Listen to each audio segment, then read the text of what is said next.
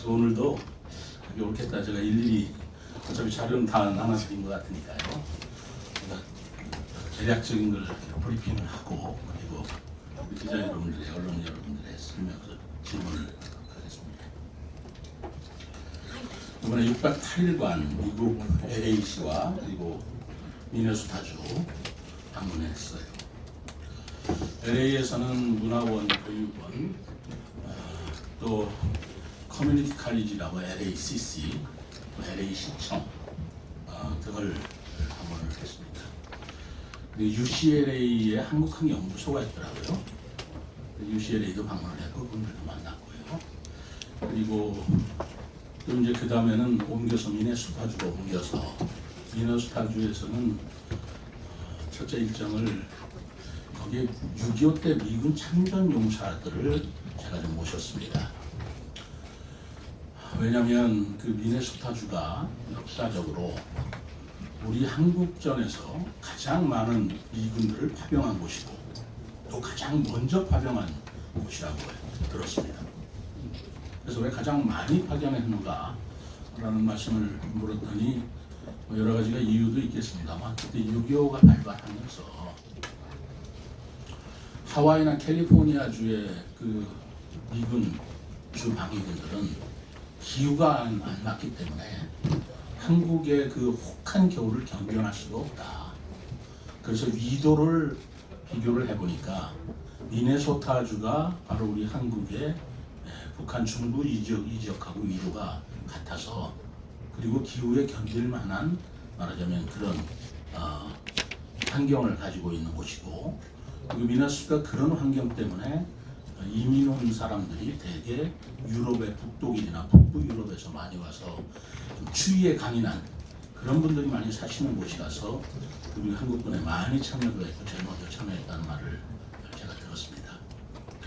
근데 그렇게 하다 보니까 희생자도 많이 났고요. 그리고 그분들이 희생되고 6.25 때 희생도 많이 났지만 6.25가 끝나고 나서 우리 전쟁 고아들이 당시 한 10만 명 정도의 전쟁 고아가 그때 생겼는데 그 중에 무려 2만 명을 미네소타에서 입양을 했더라고요. 그 입양인 사회가 꽤 그쪽에 활발히 돼 있고 또 많은 수가 있었어요. 동시에 한인 사회도 발달돼 있고 이런 우리와는 깊은 역사적인 인연이 있다라는 점 하나. 그리고 미네소타주가 특히 미네소타 대학을 중심으로 해서 우리가 70년대 서울대학교를 이제 서울대학교가 생겼을 때 서울대학교의 우수한 학생들을 뽑아서 미네소타주에서 교수들이 직접 지도를 많이 해서 그분들이 행정대학원 그리고 보건의료대학원, 농과대학 이 부분에 대해서 굉장히 기여를 했다고 들었습니다. 생각을 해보면 굉장히 중요한 핵심이에요. 한 나라가 이제 개발을 시작할 때 가장 중요한 게 우리나라 같은 농업, 그 다음에는 의료 보건, 그리고 그걸 뒷받침해줄 행정 아니겠습니까? 정말 핵심적인 요소들을 미네소타주에서 우리 한국에 말하자면 그 지원을 해주고 가르쳐줬기 때문에 우리나라의 학문 발전도 이루어졌다라는 그런 인연을 생각해 볼 때 저는 사실 미네소타주가 처음이었습니다만은 매우 의미 있는 만남이었다 생각해서 그분들하고 여러 가지 얘기도 나눴고 정말 아주 가슴 뭉클한 얘기도 많이 들었습니다. 그리고 그 미네소타주의 주청은 세인트폴시라고 하는 곳에 있는데 그 세인트폴 시도자로 방문을 해서 세인트폴 시의 시장과 만났는데 아주 시장이 좋은 분이더라고요. 그래서 여러 가지 얘기를 많이 나눴습니다. 특히 한국어 한글에 관한 얘기를 많이 나눴습니다. 그리고 마지막으로 미네소타주의 콩코디아라고 하는 데를 방문을 해서 콩코디아라고 하는 것은 25년 전부터 미국에 말하자면 외국어를 전용으로 가르치는 외국어 마을을 만들었더라고요. 그래서 15개 언어를 말하자면 생활하는 언어 캠프가 있는데 스페인어, 이태리어 그런 언어 캠프가 있는데 그 중에 우리 한국어 마을이 있는 것이에요. 그 전체 언어 마을 전체를 통과해서 콩코디아라고 하고 그리고 콩코디아 안에 한국어 마을을 숲속의 호수라고 했습니다. 그래서 그 숲속의 호수에 있는 한국인 학생이나 한국어를 배우는 학생들을 제가 만나봤고, 그때가 마침 우리 한국어 마을이 설립된 지 25주년이 되는 날이라서 제가 25주년 거기에 맞춰서 그래 출장을 간 것입니다만 25주년 개원식에도 제가 참여를 했고 축하드렸죠. 그리고 그 학생들과 같이 왜 한국어를 배우는지 뭐 이런 여러 가지 좋은 얘기를 나누고 왔습니다. 제가 이번에 그 출장을 가서 뭐 얻은 성과라고 한다면 저는 이번에는 어떤 성과를 얻기보다는 정말 한국어가 전 세계적으로 굉장히 붐을, 그와 함께 같이 해야 될 일이 무엇인가, 시사점을 좀 찾아보려고 하는 목적으로 출장을 했던 것입니다. 근데 제가 생각한 것보다 훨씬 한국어에 대한 외국인들의 열망이 높았고, 그리고 생각한 것보다 우리가 앞으로 해야 할 일이 굉장히 많더라. 그리고 또 생각한 것보다 한국에 대한 한국의 위상이 외국에서 굉장히 높았고, 제가 세종시장으로서 갔더니 세종시와 함께 해야 할 일에 대해서 적극적으로 그쪽에서 제안도 해주고 또 협력을 같이 해나가자라고 하는 그런 모습을, 적극적인 모습을 볼 수 있어서 제가 매우 고무적으로 생각을 하고 나름대로 큰 성과라고 생각을 합니다. 마지막으로 그 미네소타에서 한국인 입양아 분들하고 제가 만났어요. 한국어 입양아 분들하고 만났는데 참 미처 우리가 생각하지 못했던 여러 가지를 깨닫게 하는 만남이었습니다. 그런 어떤 만남이었냐면 아까 말씀드린 대로 그 미네소타주에 한국어 입양아들이 많이 있었고, 그 입양아들이 지금 나이가 굉장히 많아졌어요. 벌써 6.25 전쟁고아라고 그러지만 전쟁고아가 그때 6.25 때 어린이였으니 그분들이 80이 넘지 않으셨겠어요? 아까 참전 용사들 6분, 4분이 다 오셨는데 그분들 평균 연령이 92세더라고요. 그런데 바로 그 입양아들도 이제 2세, 3세가 생기기 시작해서 그 자기 어머니의 고향, 고국, 한국의 어머니를 찾는데 그분들이 굉장히 그리움이 있더라고요. 그럼에도 불구하고 한국에 오면 막막하게 짝이 없는 거예요. 우선 언어가 안 되고, 그렇다고 해서 옛날에 폴트 아동복지나 재단에 찾아가도 기록이 제대로 있는 것도 아니고, 또 그걸 찾는데 적극적으로 협조해 주는 것도 없고, 그러다 보니까 어떤 사람은 사기도 당하고 한국에 와서 이용당하고 학원 강사로 전락도 당하고, 3개월 비자밖에 안 되기 때문에 3개월마다 들락날락 할 수는 없으니 그 비자 만료가 끝나면 불법 체류자로 해서 체포도 당하고, 그러다가 어떤 사람은 노숙자로 전락이 되고 극단적 선택을 하는 그런 얘기들을 정말 들었을 때 가슴이 매우 아팠습니다. 저는 한글 문화단지를 만든다고 할 때 어떤 생각을 가지고 만드냐면, 외국에 있어서 한국어를 배우고 싶어하는 사람들이 여기서 체계적이고 과학적인 그런 한글을 우리 세종에서 배우고 갈 수 있도록 하는 것도 있고요. 그 안에는 바로 한국을 떠났던 입양아 문제, 그리고 교포 3세, 4세 문제. 지금 교포가 1세, 2세 지나면 한국말을 잊어버리지 않습니까?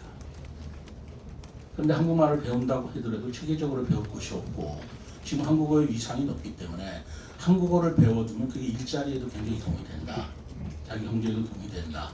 뭐 이런 인식들을 가지고 있는데 우리 본국에서는 그분들을 맞이할 또는 그분들을 뒷받침할 그런 체제나 그런 제도가 미흡한 게 사실이다. 아직 없었다라고 저는 생각합니다. 그걸 우리 한글 문화도시로서 지정을 받은 세종시가 앞으로 해야 할 큰 프로젝트고 큰 목표다라는 게 제가 받은 느낌이었습니다. 그리고 이런 얘기를 그분들한테 했을 때 굉장히 박수를 받았어요. 자기들이 바로 원하는 게 한국에 그런 곳이 있었으면 하는 것인데 시장님이 그런 얘기를 해주시니까 너무나 기쁘다. 자기들이 소원이 그런 것이었다. 이렇게 얘기하는 입양아도 있었습니다. 입양아, 개인 입양아를 말하는 게 아니에요. 입양아 대표격 되시는 분이 그런 말씀을 하시더라고요.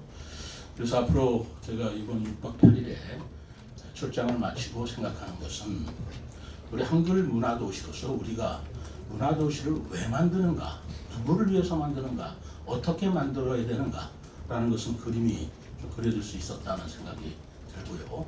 그리고 이 한글 문화도시는 이 지방자치단체에서 해야 될 일만은 아닌 것 같다. 국가 아젠다로 정부가 같이 가야 된다라는 생각을 가지고 있었고, 마지막으로 우리 한글과 한국어, 한국 문화에 대한 우리가 국내에서 가지고 있는 인식과 외국인들이 가지고 있는 인식이 차이가 있더라. 우리는 그저 지금 외국에서 한국어나 한글에 대한 인기가 높아지니까 K-팝 영향 때문에 그렇다라는 그 한 줄 이외에 깊게 이해를 못하고 있더라고요. K-팝 노래 따라 부르고 하는데 필요하니까, 흥미가 있으니까, 관심이 있으니까 한국어 배우려고 하는 거 아니냐, 이렇게 생각들을 하기 쉬운데, 제가 이번에 그게 아니라는 걸 느꼈습니다. 그 이유만 말씀드리고 제가 브리핑을 마치고 질문을 받도록 하겠습니다. 왜 한국 문화에 대해서 또는 한글에 대해서 한국어를 배우려고 하느냐라고 그분들한테 물었을 때 그분들이 이렇게 답변을 하더라고요. 코로나19 팬데믹 기간 동안에 외부 출입을 못하고 다니지를 못하니까 전부 다 집안에서 텔레비를 볼 수밖에 없었다는 거예요. 넷플릭스나. 근데 거기서 한국인 영화들, 한국의 드라마를 접하게 되었다.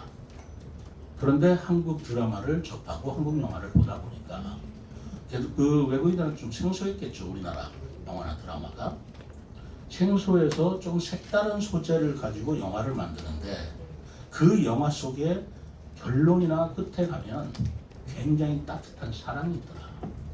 인간에 대한 깊은 사랑이 있고 가족에 대한 깊은 사랑이 있고 자기들이 미처 느끼지 못했던 그런 울림 있는 감동이 한국 드라마에 있더라. 단순히 재미있는 걸로 끝나는 문제가 아니더라. 뭔가 굉장히 가슴을 울리고 또 가족 간의 사랑이라든가 인간에 대한 사랑이라든가 자기 나라에 대한 사랑이라든가 하는 것들이 매우 감동적으로 다가왔기 때문에 도대체 저런 드라마를 만들고 저런 영화가 나온 한국이라는 나라의 역사는 무엇이고 문화는 무엇이고 한국인은 어떤 사람든지에 진지한 자기들이 궁금증이 생겼다. 그래서 한국 문화를 배우고 싶었고 한국 역사를 더 공부하고 싶었고 그러기 위해서 한국어가 필요해서 공부를 한다. 그리고 한국어를 하면서 일자리에도 도움이 될 것이다 라는 생각을 요즘에 외국 사람들이 가지고 있다는 얘기예요. 특히 젊은 청년들이나 학생들이 그런 생각을 가지고 한국어를 대하고 있다는 말을 제가 LACC라고 하는 커뮤니티 칼리지 교수들한테 들었습니다. 저는 사실 저도 그렇게까지 생각은 못했던 부분인데 우리 한국이라는 나라가 단순히 한국말을 배워서 뭘 어떻게 하자는 게 아니라 한국이라는 나라가 알려지지 않는 우리나라가 그들한테 다가서는 문화적 측면이라든가 역사적 측면이라든가 한국인의 인간적 측면이 굉장히 외국인들한테 인상 깊게 받아들여지고 있고 거기에 따라서 알고 싶은 호기심 내지는 관심이 있어서 한국에 대한 관심이 지금 쏠리고 있다라고 생각을 하니까 이것은 단순한 언어의 문제가 아니다라는 생각이 들었어요. 이제는 외국에 우리 언어뿐만 아니라 한국의 문화와 역사에 대해서도 적극적으로 전파하고 홍보하고 확산할 시기가 되었다라고 저는 생각을 했습니다. 또 그렇게 하기 위해서 한국을 방문하고 한국에서 공부하고 싶은 사람들이 제대로 이해하게 각오하고 한국말을 제대로 배울 수 있는 그런 인프라를 우리가 국내에 만들어주는 데 지금 급선무겠다라는 생각을 했습니다. 저는 제가 행복청정할 때부터 이런 생각을 가지고 한글문화단지를 만든다고 그런 생각을 했지만 과연 제 생각이 이번에 미국에 가서 그 학생들과 한국어를 배우는 전문가들한테 이게 바른 방향이구나라는 확신을 갖게 되었다는 거죠. 그만큼 한국어에 대한 그 인기와 열풍이 불어오는데도 불구하고 한 가지 예를 들겠습니다. 한국교육원, 한국문화원 그리고 UCLA를 찾아갔을 때 그럼 무엇으로 한국말을 가르치느냐 그랬더니 교재가 시원치 않고 변변치 않다는 거예요. 한국에서 교재를 정형적으로 이렇게 만들어진 체계적인 교재가 없어서 가르치는 사람이 스스로 교재를 만들어 가르쳐준다고 하더라고요. 나 그 얘기를 들을 때 조금 답답했습니다. 그렇죠? 전 그런 생각 들었어요. 우리 정부가 해야 될 일 아니겠어요? 한글학회가 그런 일을 해야 되는 거 아니겠나 이런 생각이 들고 그거는 우리가 같이 가야 될 일 아닌가. 물론 교재도 여러 군데서 만들어서 다 배포도 하고 한글 세종학당도 있고 다 하지만 그 수요가 다 다른 그런 분들을 위한 교재를 만드는 데 있어서는 보다 더 우리가 깊은 연구와 그리고 노력이 필요하겠다라는 생각이 저는 들었습니다. 뭐 이런 여러 가지 우리가 한국어가 지금 나아가는 속도에 비해서 수요에 비해서 그것을 공급해주고 뒷받침하는 역량이 지금 우리가 너무 부족하다라는 생각을 제가 느낀 게 이번에 출장을 갔다 와서 느끼는 소감이었습니다. 파워포인트에는 뭐 그런 여러 가지 얘기를 서로 나누는 그런 토론의 장이기도 하고요. 뭐 여기 한국교육원이라든가 문화원이라든가 이 분들 이 두 분이 바로 한국 콩코디아라고 저 콩코디아 학생들이 한 100명이 되는데요. 거기서 이제 학생들하고 제가 대화를 나누면서 지금 그런 이야기들을 들었던 내용입니다. 이 두 사람은 한국말을 다시 이 두 사람 저하고 같이 지금 이 두 사람은 한국말이 저보다 더 잘해요. 한국어를 전공했던 분이더라고요. 그래서 이분들이 두 분이 지금 그 한국어말 콩코디아 숲속의 호수를 이끌고 가고 있고 지도를 해주고 있고 그렇게 활동을 하고 있었습니다. 마침 제가 갔을 때 개월 25주년을 맞이해서 뭐 그랬는지는 모르겠지만 그 가수 김창완 씨 있죠, 산울림에 김창완 씨가 와가지고 아이들한테 우리 함께 놀아요 뭐 개구쟁이 뭐 있잖아요. 그 노래를 가르쳐주고 가르치고 난 뒤에 애들이 합창을 하는데 전 한국 사람이 합창을 하는지 외국 애들이 합창을 하는지 모를 정도로 그렇게 춤춰가면서 노래를 하는데 정확한 발음으로 노래를 하는 걸 보았고, 그 다음에 우리 KBS에서 그때 왔었는데 유수영 씨라고 있어요. 그 먹거리 방송. 그분이 실제로 거기서 며칠 있었는지는 모르지만 이 학생들한테 전부 다 한국 요리를 요리해서 서브해주고 봉사하는 그런 광경을 봤습니다. 그런 여러 가지로 이 콩코디아의 모습이고요. 그다음 대학하고는 여기가 이제 LA 그 UCLA 캘리포니아 LA의 한국학 연구소의 소장님이에요. 이분들한테 한국어에 대한 얘기를 들었더니 바로 교재 문제를 얘기를 하고, 지금 교재가 옛날 거밖에 없다 보니 이게 정말 옛날 한국어 가지고 요즘 애들 가르친다는 게 맞지 않아서 새로운 교재를 발굴할 필요가 있다라고 저희들한테 얘기를 했고, 그러면서 또 온라인으로도 요즘에 굉장히 강의가 활발해지고 있고, 또 세 번째로는 AI가 되다 보니까 AI에서 언어 자동 번역하는 문제에 있어서 아이들을 어떻게 한국어를 더 정확하게 가르쳐 주느냐라는 문제에 고민이 있다라는 말을 들었습니다.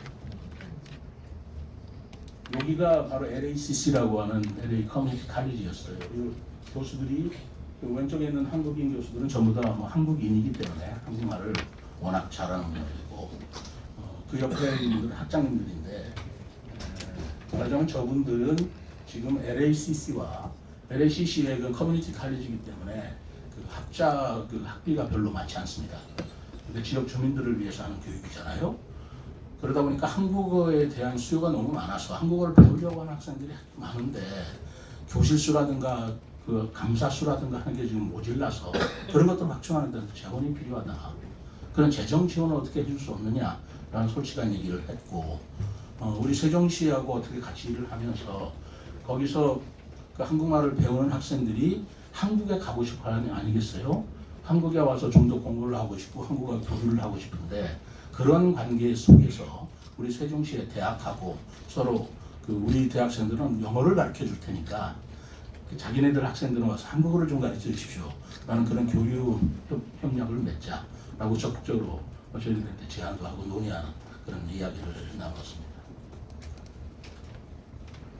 이거는 그 LA 시장입니다. LA 시장인데 그 LA시에서 하고 있는 여러 가지에 대한 잠깐 설명을 들었습니다만, 저는 LA에서는 문화원과 교육원과 LACC, UCLA 이런 데 방문을 하고 시장한테 그런 얘기를 나눴고요. 뭐 반갑게 아주 맞이해주고, 뭐 어쨌든 짧은 시간이지만 우리 세종시에 대해서 좀 설명을 하고, 그리고 여러 가지 협조를 또 협력을 같이 하는 방법이 있겠느냐라고 했는데, LA시에서는 이제 이 시장하고 저하고는 인사를 하고 그 다음에 실무 레벨에서 회의를 좀 했는데, 실무자들은 세종시의 관심에 스마트 시티에 굉장히 관심이 많았습니다. 그리고 알고 있더라고요. 공무원이니까 알겠죠. 세종시가 그런 스마트 시티로서 굉장히 앞선 도시인데 LA도 필요하다. 그런 거에 대해서 서로 논의하자. 그런 것이라면 세종시와 LA와 함께 여러 가지 협약을 맺을 거, 협력도 맺을 수 있는 길이 있지 않느냐. 뭐 그런 이야기들을 나눴습니다. 이건 세인트 폴의 그 메리 카터라고 하는 사람인데요.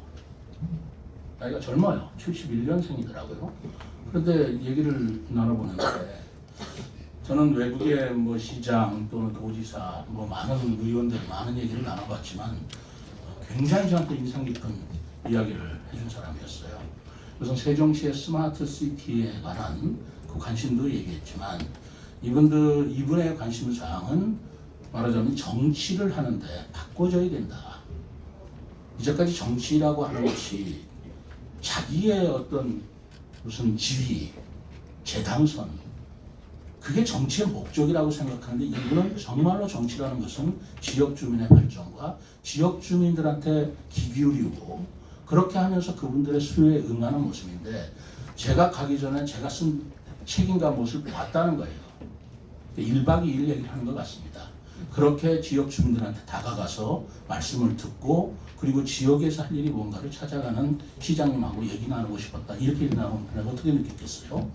나는 세인트폴시 솔직히 책도 못 읽고 갔어요. 이분은 제 책을 뭐 자기가 읽었겠습니까? 브리핑을 받은 것 같아요.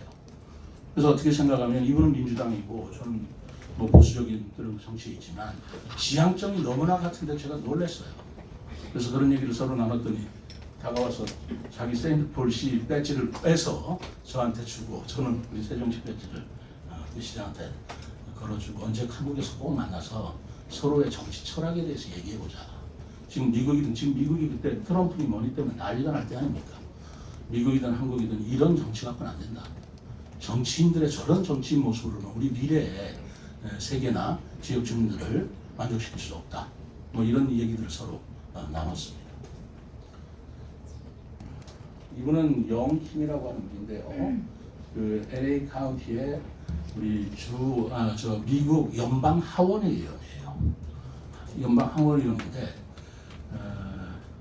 어렸을 때 한국에 갔다고 그러는데도 한국말을 굉장히 잘하고 그리고 제가 한국어와 한글에 대해서 얘기를 했고요.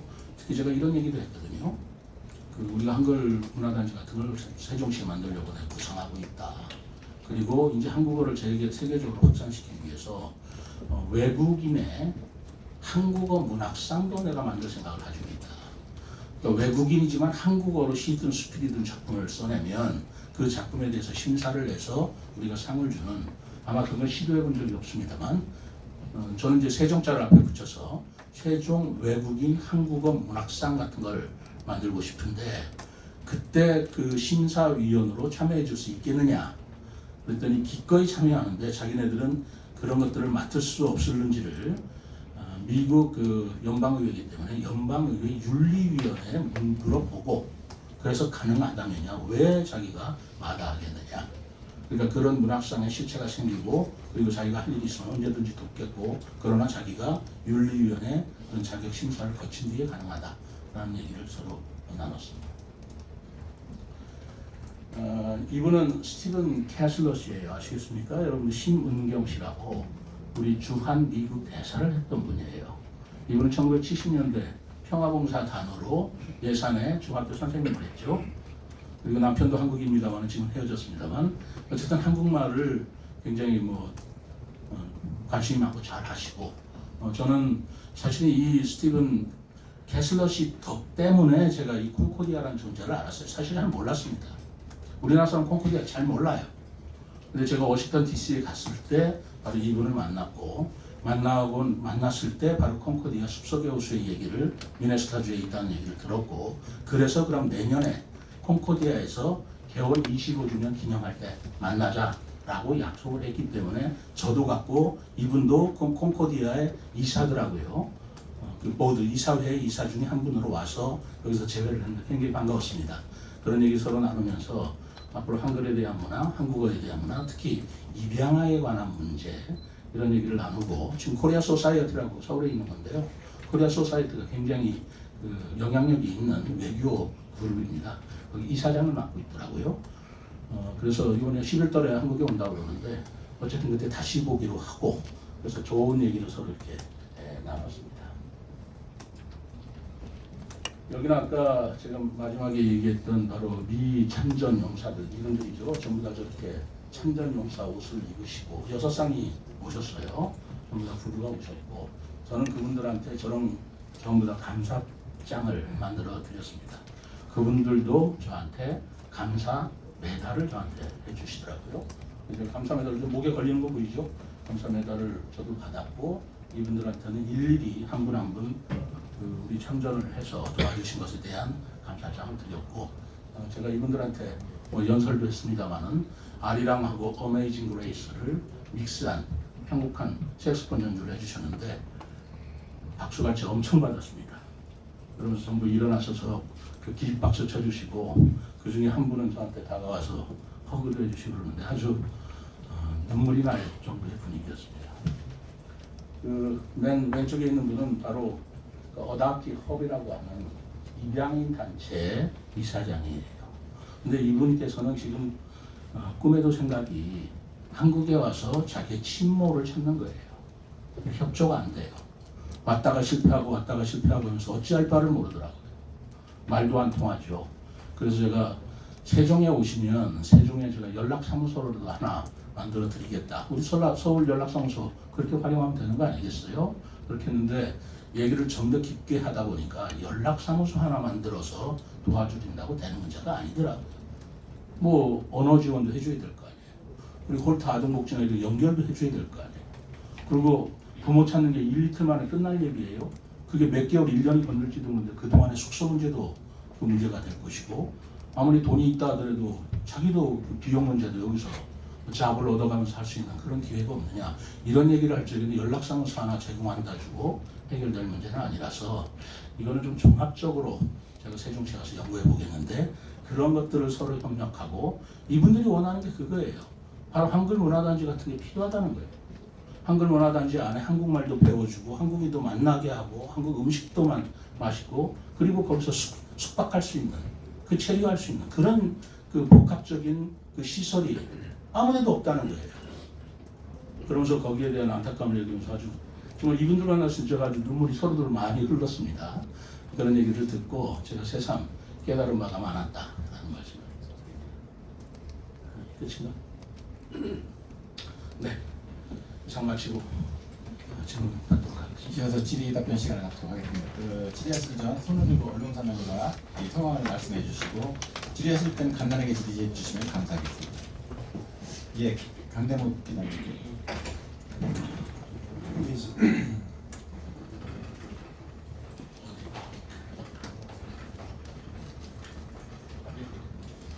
하시죠, 춘천. 예, 춘천부대 기자입니다. 지금 세종시가 한글 문화단지 관련 노력도 진행을 해가지고서 밑그림을 그린 것으로 알고 있는데요. 그 시장님이 이번 출장을 통해서 얻은 경험을 바탕으로 좀 새롭게 꾸미고 싶은 아이디어가 생기셨다면 어떤 건지 한번 듣고 싶습니다. 제가 2011년도 행복청장을 할 때 그때 이런 생각을 했습니다. 이제 한국어를 우리가 이제 세종시니까 한국어를 제가 그때 그런 생각을 하게 된 근본적인 것은 브라질에 갔을 때였어요.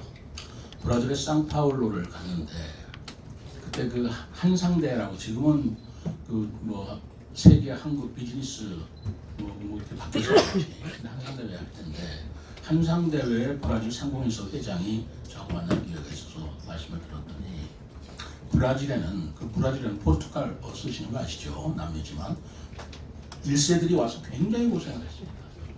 그러나 지금 자리를 잡았어요. 지금 브라질에서는 일본하고 한국이 거의 상권을 다 장악을 했습니다. 일본은 농업 쪽이고 우리는 의료 쪽이에요. 그래서 거의 장악을 했는데 문제는 자기네들이 너무 힘들어서 고생을 했기 때문에 현지에 적응하기 바빴다. 말을 못하니까 포르투갈어를 배우기면 바빴다. 그리고 아이들한테도 포르투갈 말을 적응시키기 위해서 집에서 한국말 쓰지 마라. 이렇게까지 하면서 현지에 적응시키는 그런 교육을 시켰는데 지금 급성장을 한 거예요. 그러다 보니까 그때 브라질에 대우, LG, 삼성 대기업들이 상파울로에 이제 거기에 나가기 시작합니다. 거기에 입지되면서 바로 그 우리 한국 대기업들이 한국말 하는 직원을 찾는 거예요. 포르투갈어와 한국어 두 개 국어를 하면 봉급을 3배를 주겠다. 그런데 한국인 자녀가 한국말을 못하는 거예요. 그 사람은 얼마나 기가 막혔겠습니까? 내 자식이 한국말만 할 줄 알았더라면, 내가 한국말만 가리키기만 했었더라면 얘가 다른 그 포르투갈 어디 갈 것도 없이 바로 우리 한국 기업만 가면 봉급을 3배를 받을 텐데 한국말을 못하기 때문에 한국 회사에 그 취직을 못한다. 자기가 가슴이 아프다. 그런데 지금도 한국말을 어떻게 가르쳐야 될지 모르겠다. 그러니 돈이 얼마 들어도 자기는 돈은 많다. 한국에서 그런 한국말을 가르쳐주고 그리고 같이 한국 사람들하고 어울리고 그리고 거기서 숙박도 하는 그런 한국 저 문화 단지 같은 걸 만들어주면 자기가 기부라도 하겠다.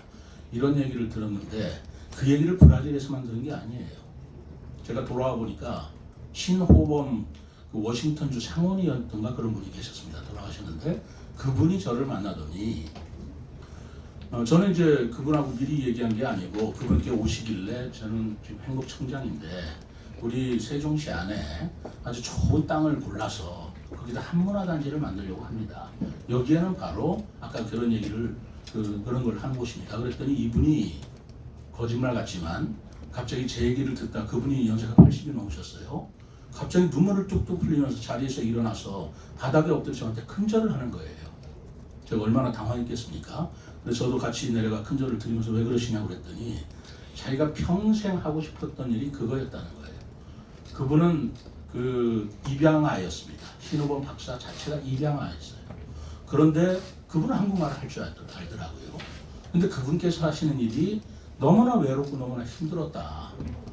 그리고 자기를 버린 부모님이 너무나 미웠다. 그런데 나중에 나이 들어 생각해 보니 자기도 자식을 기르다 보니 우리 부모가 나를 버렸을 때 얼마나 더 가슴이 아팠겠느냐. 그런 생각 때문에 당시 서울에 처음 왔을 때 김포공항에 내렸을 때 그 김포공항 우리 한국 고국의 땅에 키스를 했다. 그러면서 우리 어머니를 이해하게 됐고 그 어머니를 찾고 싶었다. 그리고 한국에 대해서 좀 더 알고 싶었고 그 온기를 느끼고 싶었다. 근데 아무도 그렇게 안 해주더라고요. 자기가 수없이 국회의원 장관들한테 그 얘기를 했지만 다 해준다고 해놓고 한 사람도 지키는 사람이 없더라. 근데 제가 그 얘기를 먼저 하니까 도대체 그렇게 자기가 주장하고 요구했을 때는 아무도 응하는 사람이 없더니 총장님은 도대체 어떤 분이시길래 내가 얘기하지도 않은 걸 먼저 꺼내시냐고 제가 돕겠습니다. 그러면서 꼭 성공시켜 주십시오 하고 그런 의미에서 저한테 눈물을 흘리면서 절을 하고 가신 거였습니다. 그분은 3, 4년 전에 돌아가셨어요. 제가 시장 되는 걸 못 보셨습니다. 그래 그분이 당신은 꼭 시장이 되어서 그걸 좀 해주시오 라는 얘기를 들었는데 그것도 제 가슴에 맺혀 있는 부분 중에 하나예요. 그런데 그거는 그분들의 요구뿐만 아니라 지금 더더구나 한국어가 이렇게 세계적으로 확산이 되다 보니 더 필요한다는 걸 저는 느끼고 있어서 제가 시장으로서 공약을 걸은 게 바로 그 부분이었습니다. 아직도 중앙정부나 문체부나 행자부나 이런 데도 제가 설득할 길이 많이 남아 있습니다. 이렇게까지 절실하지 못한 것 같아요. 그리고 그건 세종시니까 세종시장의 지역 아젠다로 자꾸만 치부하는 것 같은데 이건 지역 아젠다라고 저는 생각하지 않습니다. 제가 이번에 LA나 미네소타에 갔을 때 느낀 건 이것은 국가가 할 일이지 이건 지방자치단체장이 나서가지고 할 일이 아니다. 그러나 한다면 세종시가 가장 유일한 곳이고 적합한 곳이다. 거기에 대한 또한 책임감과 사명감이 있다라는 걸 느꼈다는 것을 말씀드리고자 합니다. 예, 틸트리트 장정식 시장 해외 공모 너무 잘 하셨고요. 어저께 연차 내실 때 오후에 많이 힘드셔서 질문 드리겠습니다. 연차 안 냈는데요. 좀 쉬셨다는 말씀이 들리길래 잠깐 여쭤본 거고요. 자 질문 드리겠습니다. 오시자마자 이제 산적한 현안들이 많아요. 특히 어저께 이제 임채선 의장이 또 첫 기자회견을 했고 추경 관련해서 지금 세수가 6월 말 규모로 어떻게 되는지 제가 듣기로는 한 30% 추경 예산을 삭감한다는 말씀도 하셨고 그 하반기 시 재정 운영 방향하고 또 한 가지 시간이 된다면 조직 개편 관련해서요 이미 국장급 과장급이 예정설이 있는데 그거에 대해서 어떤 보관을 갖고 계신지 언제쯤 발표를 하실지. 오늘은 해외 출장에 관한 걸로 좀 집중해 주시면 안 되겠습니까? 거기와 관련된 말씀이라면